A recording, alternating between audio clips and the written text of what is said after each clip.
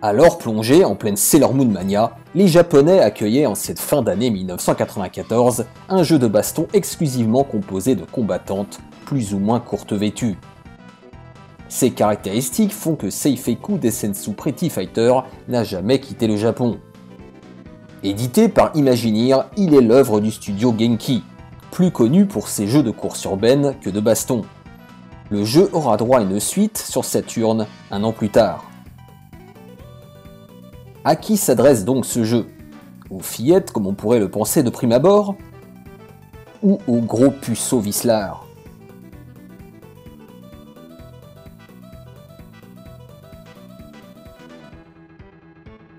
Et surtout, a-t-il un quelconque intérêt?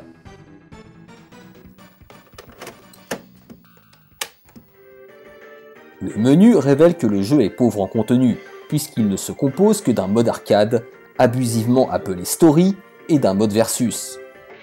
Malgré l'aspect générique de ces graphismes, il faut reconnaître que Pretty Fighters n'est pas repoussant. Les combattantes sont plutôt bien représentées, et le jeu exploite correctement la palette de couleurs de la Super Famicom. En revanche, les décors sont trop dépouillés, à quelques exceptions près. Il reçoit la note de 6 sur 10 pour ses graphismes. Le nombre d'étapes d'animation est indexé sur la puissance des coups. Certaines attaques composées d'une ou deux étapes sont ridicules. Les combattantes manquent également de fluidité dans leurs déplacements. Enfin, on aurait aimé voir plus d'animation dans les décors. 4 sur 10 pour l'animation. Les voix digites et les bruitages sont bien réalisés, mais manquent un peu de punch. La sensation d'impact, déjà entamée par des animations ratées, est trop faible. Les musiques sont en revanche sympathiques. Certaines d'entre elles exploitent même des voix digites, chose rare sur Super Famicom. Je donne 6 sur 10 à sa bande-son. Pretty Fighters reprend le système de Street Fighter 2, avec ses 3 niveaux de puissance et ses 3-4 coups spéciaux par personnage. Le roster, composé de 8 combattantes, n'est pas bien garni pour un jeu datant de 1994. Les commandes manquent de souplesse et demandent souvent plusieurs tentatives pour effectuer une attaque spéciale. On déplore également des soucis de hitbox, nuisant à la bonne lecture des distances.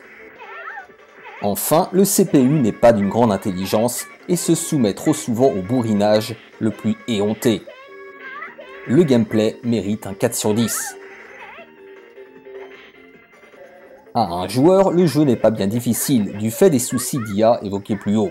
De plus, le manque de charisme des personnages, couplé à la platitude du gameplay, ne pousse pas le joueur à y revenir. Le mode story est bien trop chichement illustré pour justifier cette appellation. 8 personnages jouables, c'est également peu. Il est certes possible d'y jouer à 2, mais encore faut-il trouver quelqu'un d'assez puceau pour vouloir y jouer avec vous. 4 sur 10 pour la durée de vie et c'est cher payé. Pretty Fighters n'a malheureusement que peu d'atouts en main.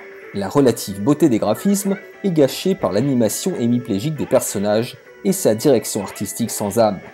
Le fun est lui plombé par des contrôles approximatifs et des coups peu impactants. Bref, passé la surprise de pouvoir incarner des waifus, on s'emmerde rapidement. Pretty Fighter reçoit la note finale de 4 sur 10.